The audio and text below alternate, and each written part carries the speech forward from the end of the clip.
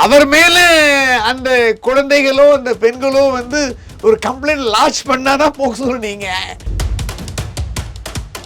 மாநில மகளிர் ஆணையம், தேசிய மகளிர் ஆணையம், இது வந்து பெண்களுக்கு எதிரான வன்கொடுமை, குழந்தைகளுக்கு எதிரான தேசிய குழந்தைகள் நல ஆலயம்லாம் இருக்கு பாருங்க, சைல்டு கமிஷன்லாம் இருக்கு இல்லையா, ஒவ்வொரு ஸ்டேட்டுக்கு இருக்கும், நேஷனல் லெவலில் இருக்கும். அவங்க வந்து தன்னிச்சையா நடவடிக்கை எடுக்கலாம். வேல்முருகன் சைடில் போய் ஒரு கம்ப்ளைண்ட் கொடுத்து அவர் மேலே போக்சோ கேஸ் போடுங்க அப்படின்னு சொல்றது சட்டத்தில் முடியாது. விஜய் இனிமையாவது புரிஞ்சுக்கணும். ஏன்னா அவர் வந்து ஒரு அரசியல் தலைவராக வராரு, வேற கட்சியே தமிழ்நாட்டில் கிடையாது, திமுகவும் நானும் தான் வந்து மோதிரம், வேற கட்சியில கிடையாதுன்னு தரவர். திமுகவுக்கு டிவிக்கு எதிரி, டிவிக்கு திமுக எதிரின்லாம் பேசக்கூடிய ஒரு விஜய் இந்த டீசன்சியை மெயின்டைன் பண்றது தப்பு கிடையாது. ஸோ விஜய் வந்து தெரிஞ்சு செஞ்சாரா தெரியாம செஞ்சாரா அப்படிங்கிறது இட்ஸ் அ கொஸ்டின். ஆனால் அவர் அவுட் ஆஃப் லவ் அண்ட் அஃபெக்ஷனா இல்லை கர்டசியாகவோ, அன்பின் வெளிப்பாடாகவோ, பாசத்தின் வெளிப்பாடாகவோ தன்னுடைய சகோதரி தன்னுடைய குழந்தைகளாக நினைச்சு மாரல் லீகல் அப்படின்னு இருந்த காலங்கள் போய் பெண்களை வந்து எங்க தொடலாம் எங்க தொடக்கூடாது அப்படிங்கிற டிஸ்கிரிப்ஷன்ஸ், அதோடைய வரையறையை வந்து போக்சோ ஆக்ட்ல வந்து வரையறுத்திருக்காங்க. அவங்க கட்டி அணைச்சு நீங்க மார்பை தொட்டா அது வந்து போக்சோல வராதுன்னு ஒரு சர்ச்சைக்குரிய ஜட்ஜ்மெண்ட் கொடுத்து பெரிய சர்ச்சையாகி சுப்ரீம் கோர்ட் தானாக முன்வந்து எடுத்து அந்த தீர்ப்பு ரத்து பண்ணி அவங்கள மறுபடியும் இப்போ டீப்ரமோட் பண்ணி மாவட்ட நீதிபதிக்கு அனுப்பிச்சிட்டாங்க. சட்டத்தின்படி போக்சோ என்கிற சட்டம் வருவதற்கு முன்பு இந்த மாதிரி விஷயங்கள் இல்லை.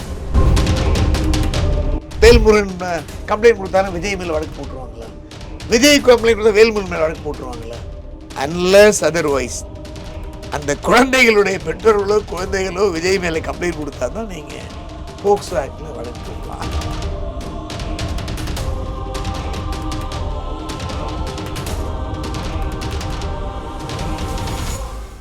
ரியல் ஒன் நேயர்களுக்கு வணக்கம். இன்று நம்மளுடைய நேர்காணலுக்கு உச்ச நீதிமன்ற வழக்கறிஞரான திரு கிருஷ்ணமூர்த்தி அவர்கள் நினைச்சிருக்காங்க. சார் வணக்கம். வணக்கம் வணக்கம் வணக்கம். எப்படி சார் இருக்கீங்க?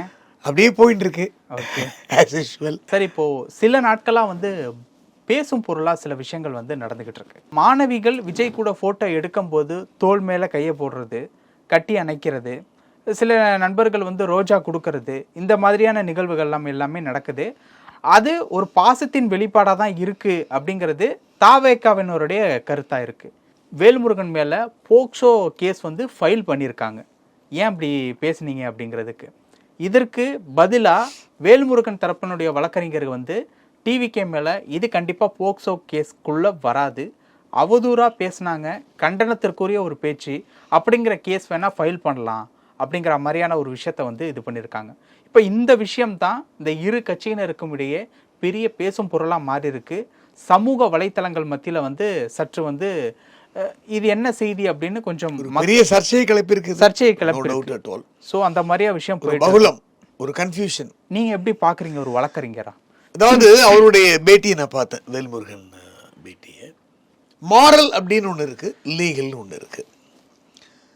நார்மலாக வேல்முருகன் அவருடைய சித்தாந்தமே வந்து திரைப்பட நடிகர்கள் திரைப்படத்தெல்லாம் அவங்க அக்செப்ட் பண்ண மாட்டாங்க, அது அவருடைய கொள்கை.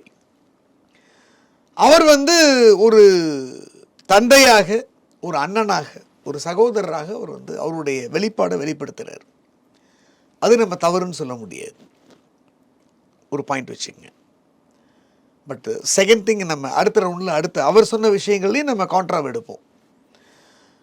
விஜயை பொறுத்த வரைக்கும் ஒரு நடிகர் ஒரு காலத்தில், அதாவது போக்சோ அப்படிங்கிற, அதாவது the protection of children from sexual offences அப்படிங்கிற சட்டம் வருவதற்கு முன்னாடி மாரல் அப்படின்னு ஒன்று இருந்தது. இந்த பெரியவங்கள்ட்ட போய் ஆசீர்வாதம் வாங்கினா தலையை தொட்டு ஆசீர்வாதம் பண்ணுவாங்க, ஒரு ஏதோ ஒரு அச்சீவ் பண்ணாங்க, ஒரு சாதனை பண்ணாங்க, ஒரு நல்ல காரியம் பண்ண அப்படி தட்டி கொடுப்பாங்க, முதுகில் தட்டி கொடுப்பாங்க. இந்த மாதிரி விஷயங்கள்லாம் இருந்தது. முன்னாள் ஆளுநர் பன்வாரிலால் புரோஹித் வந்து ஒரு பெண் நிருபரை வந்து கணத்தை தட்டினார்னு சொல்லிட்டு பெரிய இஷ்யூ ரைஸ் ஆகி அவர் மேலே கம்ப்ளைண்ட்லாம் கொடுத்த கதையெல்லாம் கூட உங்களுக்கு தெரிஞ்சிருக்கும் தமிழ்நாட்டில். ஸோ மாரல் லீகல் அப்படின்னு இருந்த காலங்கள் போய் இப்போ பெண்களை வந்து எங்கே தொடலாம் எங்கே தொடக்கூடாது அப்படிங்கிற டிஸ்கிரிப்ஷன்ஸ் அதோடைய வரையறையை வந்து போக்சோ ஆக்டில் வந்து வரையறுத்துருக்காங்க. அது சட்டம்.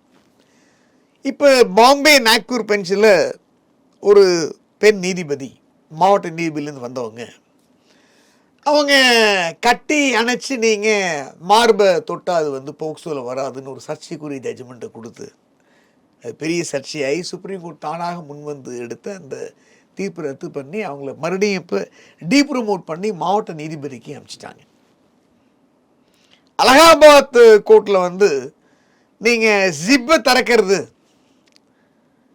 ஜிப்பை திறந்து கை வைக்காமல் பார்க்கறது அதெல்லாம் தப்பு கிடையாது, அதெல்லாம் அப்படிங்கிற மாதிரி கட்டி பிடிக்கிறது கன்சென்ட்டோட பண்ணுறது இதெல்லாம் கிடையாதுன்னா சில ஜட்ஜ்மெண்ட்ஸ் எல்லாம் வந்து இப்போ ரீசெண்டாக நம்ம உச்ச நீதிமன்றத்தில் தானாக முன்வந்து வழக்கெல்லாம் எடுத்து ரத்து பண்ணி பெரிய கண்டனங்கள் தெரிவிச்சிருக்காங்க. சட்டம் அப்படின்னா சட்டம் தான், தவறு கிடையாது. அதாவது வந்து கல்வி நடத்துகிறார் விருது நடத்துகிறார் அப்படின்னா இப்போ ஃபார் எக்ஸாம்பிள் இப்போ முதல்வன் திட்டம் அப்படின்னா ஹானரபிள், அதான் நான் முதல்வன் திட்டம்லாம் honourable CM Stalin, MK Stalin அவர்கள் வந்து கொண்டு இருக்காரு. அவரும் பல மாணவர்களை சந்திக்கிறாரு, விருதுகள்லாம் கொடுக்குறாரு. செக்ரட்டரிலாம் இருக்காங்க, அமைச்சர், கல்வி அமைச்சர் பொய்யாமொழி எல்லாம் இருப்பாங்க. அந்த மாதிரி யாரும் பண்ணுறது இல்லைல்ல. பதக்கத்தை கொடுக்குறாங்க, பரிசு கொடுக்குறாங்க, போகிறாங்க வராங்க. சின்ன குழந்தையா இருந்தால் கணத்தில் கூட தட்டி கொடுப்பாரு அவருடைய ஏஜ், அவ்வளோதான். கட்டி அணைக்கிறது கட்டி பிடிக்கிறதுன்னு யாரும் பண்ணுறதில்ல, எக்ஸீட் பண்ணுறதில்ல இல்லையா. ஸோ இது அன்பின் வெளிப்பாடு, out of love and affection அப்படின்னு இருந்தால் கூட ஒரு கேர்ளை அவர்களுடைய பாடி பார்ட்ஸையோ ப்ரைவேட் பார்ட்ஸையோ டச் பண்ணி கட்டி பிடிக்கிறது அப்படிங்கிறதுலாம் வந்து சட்டப்படி குற்றம்தான், அதில் தவறே கிடையாது. அது அவருக்கு வந்து நிகழ்ச்சி ஏற்பாடு செய்யும் போது அவருக்கு உண்டான விஜயுடைய அட்வொகேட்ஸ் எல்லாம் அட்வைஸ் பண்ணணும். நார்மலாக இப்படின்ட்டு கூட போயிடலாம். கோவிட்-19 அப்புறம் நம்ம கை கூட அவாய்ட் பண்ணிட்டு இருக்கோம். ஏன்னா கை வேணா கொடுத்துக்குங்க. அவர் விருது வழங்கும் போது அவங்க அதாவது அதானே போக்சோங்கிறது, அவங்கள பொறுத்த வரைக்கும் இம்மெச்சூர். அந்த குழந்தைகள் வந்து இம்மெச்சூர்.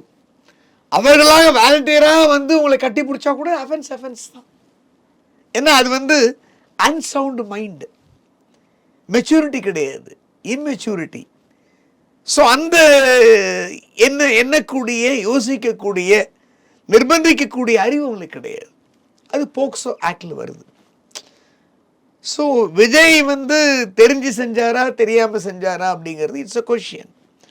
ஆனால் அவர் அவுட் ஆஃப் லவ் அண்ட் அஃபெக்ஷனா இல்லை கர்டசியாகவோ அன்பின் வெளிப்பாடாகவோ பாசத்தின் வெளிப்பாடாகவோ தன்னுடைய சகோதரி தன்னுடைய குழந்தைகளாக நினச்சி கூட அவர் அப்படி தான் பண்ணியிருக்கதா சொல்கிறாங்க. I am telling you legally அந்த மாதிரி ஒரு ஆக்டில் ஈடுபட்டால் கூட சட்டப்படி அவர் செஞ்சது வந்து தப்பு தான்.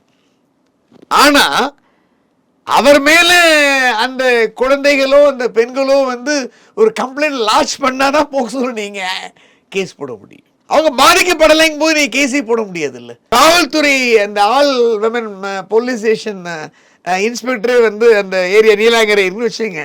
இப்போ Neelankarai inspector all women police station inspector இருக்கான்னு வச்சு, நீலாங்கரில் ஆல் விமன் போலீஸ் இருக்கான்னு தெரியல சப்ஜெக்ட். அந்த காவல் நிலைய ஸ்டேஷன் ஹவுஸ் நிலைய காவல் அதிகாரி SHOன்னு சொல்லுவோம் இல்லையா, அவங்களே தானாக சுயமாக வந்து நீங்கள் அவர் மேலே போக்சோலாம் வழக்கு போட முடியாது. அந்த மாதிரி ப்ரொவிஷன்ஸ் அதில் இல்லை. வேணா மாநில மகளிர் ஆணையம், தேசிய மகளிர் ஆணையம், இது வந்து பெண்களுக்கு எதிரான வன்கொடுமை, குழந்தைகளுக்கு எதிரான தேசிய குழந்தைகள் நல ஆலயம்லாம் இருக்குது பாருங்கள், சைல்டு கமிஷன்லாம் இருக்குது இல்லையா, ஒவ்வொரு ஸ்டேட்டுக்கு இருக்கும், நேஷனல் லெவலில் இருக்கும்.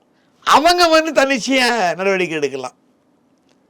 இல்லை உயர்நீதிமன்றமே தன்னிச்சையாக நடவடிக்கை எடுக்கலாம். யார் அந்த போக்சோ சம்பந்தப்பட்ட வழக்குகளை விசாரித்து கொண்டிருக்கிறார் இல்லையா, அந்த தனி நீதிபதியோ இல்லை 2 நீதிபதிகளோ அவங்க தன்னிச்சையாக வழக்கு எடுக்கலாமே ஒழிய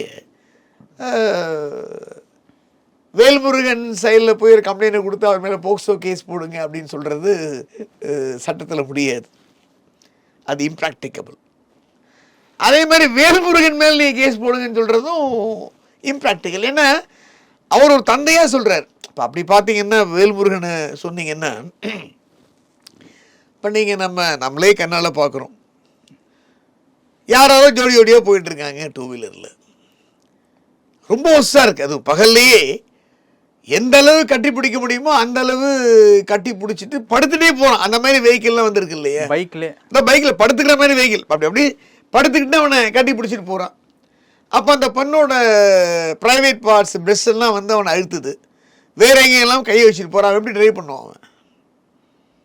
நேற்று கூட நான் வரும்போது தனக்கு பிடிச்சி கமிஷனர் ஆஃபீஸ் சிக்னல் பிடிச்சி கேட்டேன், ஏன்டா இப்படி போகிறியேடா, ஃபர்ஸ்ட் நைட்டையே நீ வந்து 2 வீலரில் பண்ணிடுற போல இருக்குது, நீ முதல்ல யார்ரா, இந்த பொண்ணு யார் உனக்கு, நீ என்ன லவ் பண்ணுறியா, இந்த பொண்ணு யார் அப்படின்னு சத்தம் போட்டால் அந்த சிக்னல் போலீஸ் வரத்துக்குள்ளே அங்கேருந்து மூவ் ஆகிட்டான். நேற்று நடந்த விஷயங்கள், நேற்று நான் 2 வீலரில் வரும்போது.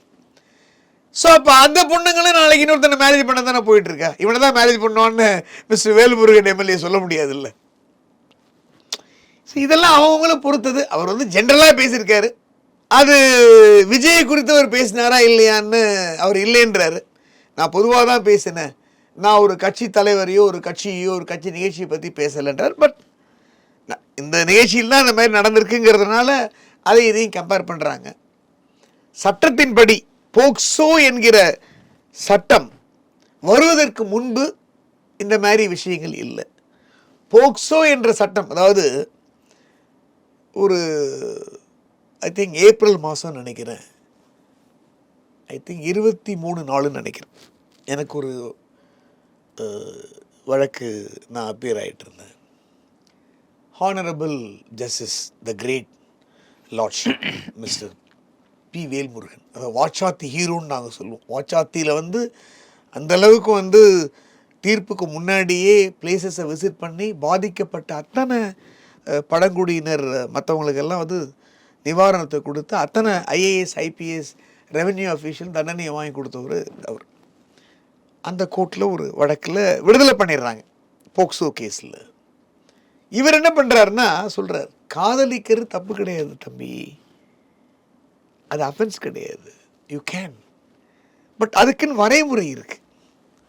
நீ 17 வயசு 16 வயசு பொண்ணை காதலிச்சுன்னா கல்யாணம் பண்ணுறேன்னு சொன்னால் நான் விட முடியாது, விடுதலை பண்ணு தப்பு.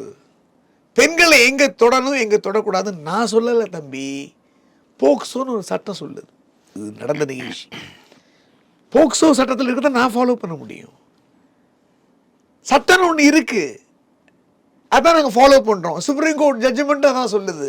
காம்ப்ரமைஸில் வந்து போக்சோ கேசஸை வாபஸ் வாங்க முடியாதுன்னு எனக்கு மேலே உள்ள உச்சநீதிமன்றம் சொல்லுது. அதனால் தீர்ப்பை ரத்து பண்ணிடுறேன், உனக்கு தண்டனை கொடுக்க போகிறேன், நீ என்ன சொல்கிற அப்படின்னு கேட்டு 20 வருடங்கள் தண்டனையை கொடுத்து விட்டார்.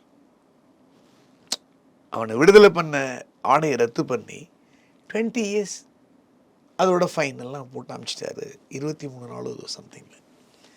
ஸோ விஜய் இனிமையாவது புரிஞ்சுக்கணும். ஏன்னா அவர் வந்து ஒரு அரசியல் தலைவராக வராரு, வேற கட்சியே தமிழ்நாட்டில் கிடையாது, திமுகவும் நானும் தான் வந்து மோதிரம், வேற கட்சியில கிடையாதுன்னு தரவர். திமுகவுக்கு டிவிக்கு எதிரி, டிவிக்கு திமுக எதிரின்லாம் பேசக்கூடிய ஒரு விஜய் இந்த டீசன்சியை மெயின்டைன் பண்ணுறது தப்பு கிடையாது, அவர் அதை ஃபாலோ பண்ணலாம். ஆனால் அந்த எந்த குழந்தைய வந்து இவர் கையை பிடிச்சாரோ கட்டி பிடிச்சாரோ whatever it maybe, Velmurugan சொல்கிற அலிகேஷன்லாம் வச்சுக்கங்க, அந்த குழந்தைகளும் அந்த குழந்தைகளோட பெற்றோரும் வந்து விஜய் மேலே ஒரு கம்ப்ளைண்ட் கொடுத்தா தான் நீங்கள் விஜய் மேலே வழக்கு போட முடியுமே தவிர ஜென்ரலாலாம் அவர் மேலே வழக்கு போட முடியாது. ஆனால் அவர் வந்து மேடையில் ஒரு அரசியல் கட்சி தலைவராக இருக்கிறதுனால அவர் தெரியாது இல்லை, படத்தில் 2 நாள் ஆக்ட் பண்ணலாம் பிரதர், நிஜத்தில் வந்து வரும்போது பல விஷயங்கள், அந்த கோட்டு வேற இந்த கோட்டு வேற, தமிழன் கோட்டு வேற இந்த கோட்டு வேற. தமிழ் நடித்த மாதிரி வந்து 4 பேரை கொண்டு வச்சு நீங்கள் வக்கீல் ஆஃபீஸ் எல்லா வக்கீலையும் நீங்கள் போலீஸ்க்கு எகெயின்ஸ்டாக தேர்ப்படுற வக்கீல்னால் நீங்கள் கொண்டு போய் உள்ளே வச்சுருவீங்களா? ப்ராக்டிக்கலாக இட் இஸ் நாட் பாசிபிள். ஏதோ 1-2 வழக்கில் அந்த காலத்தில் நடந்திருக்கலாம். இல்லையா? சர்க்கார் மாதிரி நீங்கள் ஆட்சியை கொண்டு வர முடியுமா? ஒரு இதில் ஒரு கான்செப்டில் இருக்கார் இல்லையா? ஸோ ஒரு தலைமை பண்பு அப்படிங்கிறது ரொம்ப முக்கியம். பர்சனாலிட்டி அப்படிங்கிறத விட ஒரு ஹெட் அப்படின்னா அந்த ஹெட்டுக்குன்னு சில குவாலிட்டிஸ் வேணும். ஸோ ஒரு பாசத்தின் வெளிப்பாடாக இருந்தாலும் அன்பின் வெளிப்பாடாக இருந்தாலும் தன்னுடைய குழந்தையாக நினைத்தா கூட போக்சோ என்ற சட்டம் வந்து அமுல்ல இருக்கும் பொழுது இவர் ஒரு பெண் குழந்தையை டச் பண்ணுவது அப்படிங்கிறது சட்டப்படி குற்றம். ஓகே. ஆனால் அந்த குற்றத்தை வந்து தாமா முன் வந்து போக்சோ கோர்ட் வந்து வழக்கு தொடர முடியாது. ஆலமன் போலீஸ் ஸ்டேஷனில் உள்ள SHO வந்து அவர் மேலே வழக்கு தொடரவும் முடியாது. சைல்டு கமிஷன் வேணால் ஆக்ஷன் எடுக்கலாம். ஸோ இதில் ரெண்டுலேயும் வந்து நாமெல்லாம் வந்து கம்ப்ளைண்ட்டு தான் ஃபைல் பண்ணியிருக்கிறதா நான் கேள்விப்பட்டதை ஒழிய வழக்கெல்லாம் யார் மேலேயும் இதுவரையும் வந்து எஃப்ஐஆர்லாம் 2 பேர் மேலே யார் மேலேயும் வந்து போலீஸ் வந்து ரிஜிஸ்டர் பண்ணலை. ஓகே.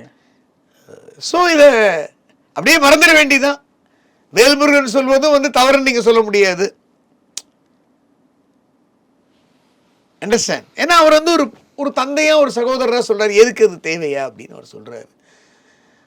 அது அவர் விஜய் மேலே உள்ள காட்டத்தின் காரணமாக இருக்கலாம், இல்லை ஒரு அணியில் அவர் இருக்கார், ஒரு அலையன்ஸில் இருக்கார், அந்த அலையன்ஸுக்கு நான் தான் எதிரின்னு அவர் சொல்லிட்டு இருக்காரு, அதனால் திசை திருப்பு நோக்கத்தில் கூட அவர் சொல்லியிருக்கலாம். இதில் வந்து பொலிட்டிக்கல் கெயின் இருக்கே தவிர அவரும் வேல்முருகனும் வந்து உண்மையிலேயே வந்து தமிழ்நாட்டில் உள்ள பெண் குழந்தைகளை நினைத்து சொன்னாரா இல்லையாங்கிறது அவர் மனசாட்சிக்கு தான் தெரியும். ஓகே. அண்டர்ஸ்டாண்ட்? ஓகே. இது அரசியல் தான். அது okay. It's a pure politics. But my அட்வைஸ்ன்னு இல்லை, அவருக்கு தெரியும், தெரியாது கிடையாது. ஏன்னா டிராஃபிக் ராமசாமி மூவி எடுக்கும்போது அந்த அக்ரிமெண்ட்டில் டிராஃபிக் ராமசாமிக்கு சார்பாக நான் தான் சைன் பண்ணேன். ஸோ அவங்க ஃபாதருக்கு நல்லாவே தெரியும்.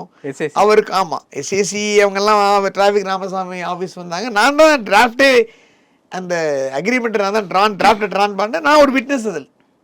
ஸோ அவருக்கு அவங்க அப்பாவது அட்வைஸ் பண்ணணும். ஓகே. அவ்வளோதானே தவிர இதை வந்து பூதாகரமாக பேசிகிட்டு இருக்காங்க. ஓகே. என்ன பேசுகிறாங்கன்னா, வேல்முருகன் கம்ப்ளைண்ட் கொடுத்தாலும் விஜய் மேலே வழக்கு போட்டுருவாங்களா, விஜய் கம்ப்ளைண்ட் கொடுத்தா வேல்முருகன் மேலே வழக்கு போட்டுருவாங்களா?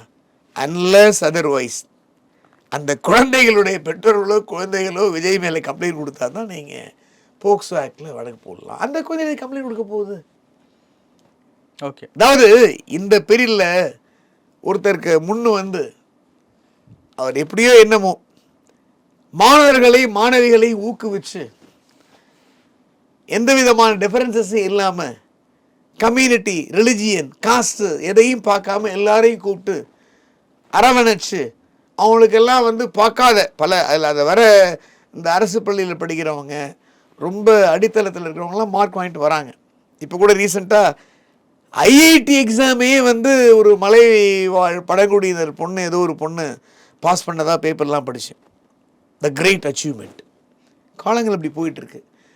எல்லாருக்கும் வந்து நல்ல ஃபுட்டெல்லாம் கொடுத்து ப்ரைஸஸ் எல்லாம் கொடுத்து ஒரு ஊக்குவிக்கிறார் அப்படின்னா அதை நம்ம பாராட்ட வேண்டுமே ஒழிய அதில் குற்றம் குறைகளை கண்டுபிடிச்சி நம்ம ஒரு பூத கண்ணாடி என்ன கான்கேவ் கான்வெக்ஸ் லென்ஸை வச்சு இது குறை அப்படின்னு சொல்கிறது வந்து என்னை பொறுத்தவரை சரியில்லை. இதை மிஸ்டர் வேல்முருகன் வந்து அவாய்ட் பண்ணியிருக்கலாம் அப்படிங்கிறது என்னுடைய ஆழமான கன்சிடர்டு வியூ. பல விஷயங்கள் பகிர்ந்துக்கிட்டீங்க. நேரத்துக்கு ரொம்ப நன்றி. நன்றி, வணக்கம்.